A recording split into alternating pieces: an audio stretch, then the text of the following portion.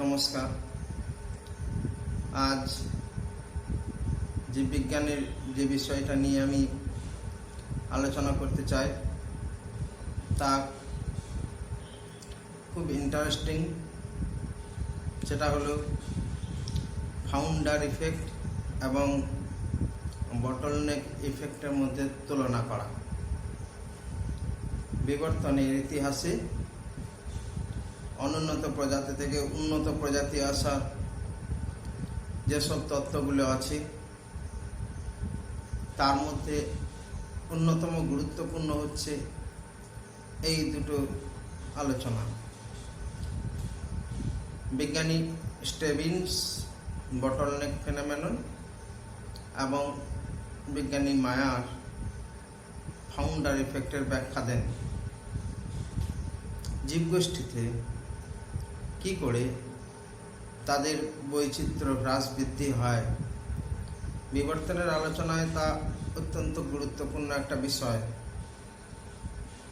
প্রতিনিয়ত ভেদ হয়, সময়ের সঙ্গে সঙ্গে সেই ভেদ বা ভেরিয়েশন বা প্রকরণ বলা হয় যেগুলোকে, সেগুলো কিছু পরবর্তী জন্তুতে সঞ্চারিত হয়, অধিকাংশ ভেদ বিনষ্ট হয়, পরবর্তী জন্তুতে যায় না। এখন যে বিষয়টা আলোচনা হবে সেটা হচ্ছে ফাউন্ডার এবং বটলনেকের মধ্যে পার্থক্যটা কোন জায়গায়। দুটো প্রায় কাছাকাছি। বটলনেক ইফেক্টটা হলো যখন বড় কোনো বৈচিত্র্যময় পপুলেশন আকস্মিক কোনো বিপর্যয়ের কারণে প্রচুর সংখ্যক সদস্যের মৃত্যুর মুখোমুখি হয়, মাত্র কয়েকটা সদস্য কোনো কারণে বেঁচে যেতে সক্ষম হয়, সারভাইভার। সেই কয়েকটা সদস্য থেকে পরবর্তী সময়ে একটা বড় পপুলেশন আবার তৈরি হয়। পরিবেশ স্বাভাবিক হয়ে যেতে পারে অথবা তাদের কোনো ভালো জিন থাকতে পারে পরিবর্তিত পরিবেশের উপযোগী এমন। অর্থাৎ প্যারেন্ট পপুলেশনের অধিকাংশ সদস্যই মৃত্যুর মুখোমুখি হয়। তাদের যে জিনগুলো থাকে তাদের মৃত্যুর সঙ্গে সঙ্গে জিনগুলোও পরিবেশ থেকে হারিয়ে যায়। কেবলমাত্র যে সদস্য কটা বেঁচে থাকে তাদের জিন নিয়েই পরবর্তী যে বড় পপুলেশনটা তৈরি হয় সেই বড় পপুলেশনের বৈচিত্র্যটা গড়ে ওঠে। এখানে আমরা চিত্রে দেখতে পাবো এটা অনেকটা বোতলের আকৃতি। এই বোতলের এইটা বডি, এইটা গ্রীবা, নেক। প্রচুর সংখ্যক সদস্য এই পপুলেশনে দেখানো হয়েছে। তার মধ্যে কয়েকটা জিন আমরা উল্লেখ করেছি, A B C D E F G. এই 7খানা জিনের বৈচিত্র্য এখানে দেখিয়েছি। বিপর্যয়ের ফলে এই প্যারেন্ট পপুলেশনের বডিতে থাকা যেসব অপত্যগুলো প্রেজেন্ট করা হয়েছে, যেসব সদস্যগুলো তারা নষ্ট হয়ে যায়, মারা যায়। গ্রীবায় থাকা সদস্যগুলো বেঁচে যায়। কেন গ্রীবার সঙ্গে এটা কল্পনা করা হচ্ছে? বোতল গড়িয়ে দিলে কোনো কারণে গড়িয়ে গেল, অর্থাৎ বিপর্যয় হলো, এই বোতলটা গড়িয়ে গেল, বডির কিছু বেরিয়ে আসবে না, সামান্য কাত হয়ে গেলে গ্রীবা অঞ্চলে যে কটা আছে সেটা বেরিয়ে আসবে। এই কাত হয়ে যাওয়াটা হচ্ছে বিপর্যয়। তাহলে এই গলা বা গ্রীবা অঞ্চলে যে কটা সদস্য ছিল তারা ওই বিপর্যয় হলে এড়িয়ে যেতে পারছে, বিপর্যয়টাকে বেঁচে যাচ্ছে। এই সদস্য কয়েকটির মধ্যে দেখা গেল জিন আছে এ আর B, C D E F G কেউ নেই, কোনো জিন নেই। পরবর্তী সময়ে এই সদস্যগুলো পরিবেশ স্বাভাবিক হলে, বা ধরা যাক এই জিনগুলো খুব ভালো মানের জিন, পরিবেশ পরিবর্তিত হয়ে গেলেও তাদের সেখানে টিকে থাকতে কোনো সমস্যা হয় না এই জিন কটার জন্য, অ্যাডাপটিভ জিন। তাহলে এই এবি জিন দিয়ে পরবর্তী সময়ে যখন পপুলেশনটা আরো বড় হলো, ব্যাপক হলো, তখন যে সদস্য আসবে তারা এই জিনই দেখাবে, এই জিনের প্রতিনিধিত্ব দেখাবে। All the members will be representative of A and B. কোনো সি নেই, ডি নেই, ই নেই, জি নেই, কোনো জিন থাকবে না। তার মানে প্যারেন্ট পপুলেশনের সঙ্গে নতুন পপুলেশন, ধরা যাক দুটোরই সদস্য সংখ্যা 1000, এর 1000 ছিল, এ হয়েছে এখন 1000। এই 1000 সদস্যের মধ্যে 7 রকম জিন বৈচিত্র্য ছিল, কিন্তু এই 1000 সদস্যের মধ্যে জিন বৈচিত্র্য মাত্র 2 রকম। তার মানে এই সদস্যগুলো ঝাড়াই বাছাই হয়ে গেছে। ধরা যাক এখানে হয়তো সি, গ্রীবা অঞ্চলে সি বা ডি এরকম হয়তো ছিল। ধরা যাক এখানে সি ডি ছিল, শুধু এ বিটা এখানে বেঁচে যাওয়ার সুযোগটা পাচ্ছে, সি ডি পাচ্ছে না, অথচ তার বেঁচে যাওয়ার সুযোগ ছিল। সেও কাত হয়ে পড়ে গেছে বিপর্যয়ের সময়, তাহলে সে বাঁচল না কেন? এর কারণ হচ্ছে স্যাম্পলিং এরর। তুলনামূলকভাবে এ আর বি জিনটা সি আর ডি এর থেকে আরো বেশি অভিযোজনে সক্ষম। যখন এই পপুলেশনটা নতুন করে বাঁচার চেষ্টা করতে লাগলো, তখন নেচার, পরিবেশ, প্রকৃতি এ বি জিনটাকে অ্যালাউ করলো, তার সদস্যগুলো প্রজননে অংশগ্রহণ করে একটা লার্জ পপুলেশন এখানে তৈরি করলো। কিন্তু যখন সিডি পেল না, তখন আমরা বলতে পারি প্রকৃতি সিডিকে অ্যালাউ করলো না। এর কারণ হচ্ছে জেনেটিক ড্রিফট। জেনেটিক ড্রিফট ছোট ছোট পপুলেশনের উপর কার্যকর হয়। যে জিনগুলো পরিবেশে ভালোভাবে অ্যাডাপ্ট করতে পারে না, সেই জিনগুলোকে স্যাম্পলিং আউট করে দেয়, নির্বাচন প্রক্রিয়ার মাধ্যমে বাতিল করে দেয় পপুলেশন থেকে। কাজেই আমরা যদি গ্রীবা অঞ্চলে সিডি দেখেও ছিলাম, এ বি সি ডি 4 রকম জিন ছিল, পরে যখন লার্জ পপুলেশন হয়ে গেল তখন আমরা বৈচিত্র্য দেখলাম 2 রকম, এ আর বি, সিডি নেই, অর্থাৎ জেনেটিক ড্রিফট অ্যাপ্লাইড হয়ে গেছে। আমরা এখন আসি ফাউন্ডারের ক্ষেত্রে। ফাউন্ডারের ক্ষেত্রে দেখতে পাচ্ছি যে সেই একই জিনগুলো প্যারেন্টাল পপুলেশনে দেখাচ্ছে, লার্জ সাইজ, হয়তো 1000 সদস্য আছে, 5000 সদস্য আছে, 10,000 সদস্য আছে, মিলিয়ন সব মেম্বার্স আছে। মেম্বার যাই থাক, তার বৈচিত্র্য হচ্ছে 7 রকম, A B C D E F G.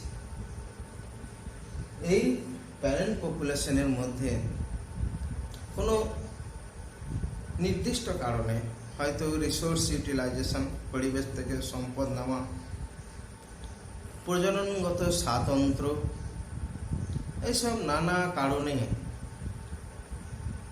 Parent পপুলেশনের কয়েকটা সদস্য নিজেদের মধ্যেই শুধুমাত্র প্রজনন করছিল। অন্য আকৃতি বিশিষ্ট বা অন্য জিন আছে এমন কোনো সদস্যের সঙ্গে তারা বহিঃপ্রজনন করছিল না। এইভাবে বংশ পরম্পরায় নিজেদের মধ্যে একটা প্রজননগত স্বাতন্ত্র্য বজায় রাখার ফলে বহুদিন পর তাদের মধ্যে একটা জিনগত ভিন্নতা চলে আসে। এই জিনগত ভিন্নতার কারণে মূল প্যারেন্ট পপুলেশনের অন্যান্য সদস্যের সঙ্গে তারা প্রজননে লিপ্ত হতে পারেনি।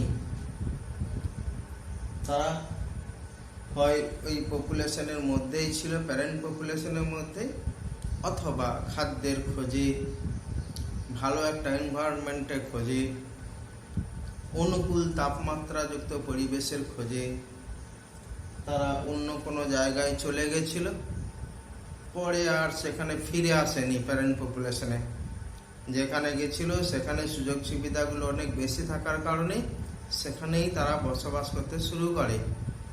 অর্থাৎ প্যারেন্ট পপুলেশনে কি হয়েছে তারা এই খবরটা জানে না বেঁচে আছে। এখন দেখলাম যে এই প্যারেন্ট পপুলেশনের এই এলাকার সদস্যগুলো নিজেদের মধ্যে প্রজনন করছিল, বাকি সদস্যগুলোর সঙ্গে তারা প্রজনন করছিল না। এই জায়গায় যে জিনটা দেখতে পাচ্ছি সেটা হচ্ছে সিডি। পরবর্তী সময়ে ওই ছোট পপুলেশনের জায়গাটা হয়তো কোনো কারণে অন্য কোথাও চলে গেছে, বা পপুলেশনের মধ্যেই আছে, প্যারেন্টের মধ্যে, তারা নিজেদের মধ্যে আন্তঃপ্রজনন করে যে বড় একটা পপুলেশন, ধরা যাক 1000 মেম্বার, 1000 মেম্বার, আরো বেশি সদস্য, যে সদস্যগুলো তৈরি করেছে তাদের জিন কিন্তু সি আর ডি এইরকমই দেখা যাচ্ছে, অর্থাৎ বৈচিত্র্যটা কমে গেছে। প্যারেন্টে 7 রকম জিন ছিল, এখানে 2 রকম জিন। এটা হচ্ছে ফাউন্ডার, যে প্রথম মূল পপুলেশন থেকে বিচ্ছিন্ন হয়ে একটা বড় পপুলেশন তৈরি করলো। This is founder. এও কিন্তু জেনেটিক ডিফটের মুখোমুখি হতে পারে, কারণ এও ছোট পপুলেশন, অল্প গুটি কয়েক সদস্য, জেনেটিক ডিফট কাজ করবেই। এটা র্যান্ডম ফোর্স, জিন ফ্রিকোয়েন্সি পাল্টে দিতে পারে, জেনেটিক ডেথ ঘটায়, জেনেটিক লোড ঘটায়। তাহলে কিভাবে জেনেটিক ডিফট কার্যকর হলো? না, ধরা যাক এই সদস্যের মধ্যে যারা নিজেদের মধ্যে আন্তঃপ্রজনন করছিল তার মধ্যে ই জিনটাও ছিল, ধরা যাক ই জিনটাও ছিল। কিন্তু যখন আমরা বড় পপুলেশনটা হতে দেখলাম তখন ই জিনটাকে আর খুঁজে পেলাম না, অথচ থাকা উচিত ছিল, এও এই গোষ্ঠীর মধ্যে ছিল। তাহলে কি হয়েছে? ই জিনটা ভালো জিন নয়, নন অ্যাডাপটিভ জিন। জেনেটিক ডিফট বা স্যাম্পলিং এরর ই জিনটাকে বাদ দিয়ে দিয়েছে পপুলেশন থেকে। আজ এই যখন ফাউন্ডার হলো, ফাউন্ডার হয়তো প্রথম দিকে ই জিনটা ছিল, ধরা যাক এখানে ই জিনটা ছিল, কিন্তু পরবর্তী সময়ে ই জিনটা বাদ চলে যায় জেনেটিক ডিফটের মাধ্যমে, জেনেটিক ডেথ হয়ে যায়। ওই সদস্যগুলো প্রজননের সুযোগ পায়নি যাদের ই জিন ছিল, যার ফলে নতুন যে পপুলেশনটা তৈরি হলো এই ফাউন্ডার থেকে, তার মধ্যে এই জিনটাকে আমরা দেখতে পেলাম না। তাহলে আমরা বলতে পারি ফাউন্ডার এবং বটলনেক উভয় ক্ষেত্রেই জেনেটিক ডিফট কার্যকর হওয়ার সম্ভাবনা অনেক বেশি। আর যার জন্য এই 2 ঘটনার পরে যে সদস্যযুক্ত অপত্যত পপুলেশন তৈরি হয়েছে তার বৈচিত্র্য প্যারেন্ট পপুলেশনের বৈচিত্র্য থেকে অনেক কম। এটা যদি আমরা বিবর্তনের একটা র মেটেরিয়াল হিসেবে দেখি, প্রসেস হিসেবে দেখি, তাহলে একটা সিদ্ধান্ত নেওয়া যেতেই পারে বিভিন্ন কারণে যে ভেদ বা প্রকরণগুলো হয়, মিউটেশন, সিলেকশন, জিন মাইগ্রেশন, এইসব কারণে যত প্রকরণ হয় সব প্রকরণ কিন্তু পরবর্তী ক্ষেত্রে স্পেসিয়েশনে কার্যকর হয় না।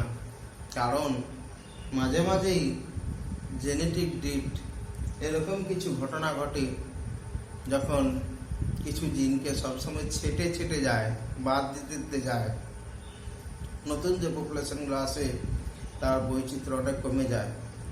এইভাবে বৈচিত্র্যের মধ্যে একটা সামঞ্জস্য বজায় থাকে। হিউজ ডাইভার্সিফিকেশন, যেটা থিওরিটিক্যালি বলা যায়, তত্ত্বগতভাবে, সে ডাইভার্সিফিকেশন কিন্তু পপুলেশনে আদৌ দেখা যায় না।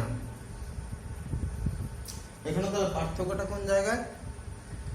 বটলনেকের ক্ষেত্রে বলা হচ্ছে যে মূল পপুলেশন যেটা ম্যাক্সিমাম মেম্বার ডাই অফ, তারা মারা যায়, এদের বেশিরভাগই জিন কিন্তু খারাপ জিন ছিল, যে কটা বেঁচে যায় তার জিন ভালো ছিল, ভালো না থাকলে সে পরিবর্তিত বিপর্যয়মূলক পরিবেশে বেঁচে থাকতে পারতো না। এখানে কেসটা কিন্তু আলাদা। আমি জানি না যে সিডি ই এই জিনগুলো ভালো ছিল না ইএফজি ভালো ছিল, হয়তো ইএফজি গুলোই ভালো ছিল, ওই ভালো জিনের সঙ্গে এই খারাপ জিনটা খাপ খাওয়াতে পারেনি বলে পালিয়ে গেছে। এরা যে প্রক্রিয়ায় ওখান থেকে খাদ্য আহরণ করতো, সিডি সেই প্রক্রিয়ায় খাদ্য আহরণ করতে পারতো না, খাবারের অভাবে হোক বা অন্য কোনো সমস্যার কারণে হোক তারা অন্য জায়গায় চলে যেতে বাধ্য হয়।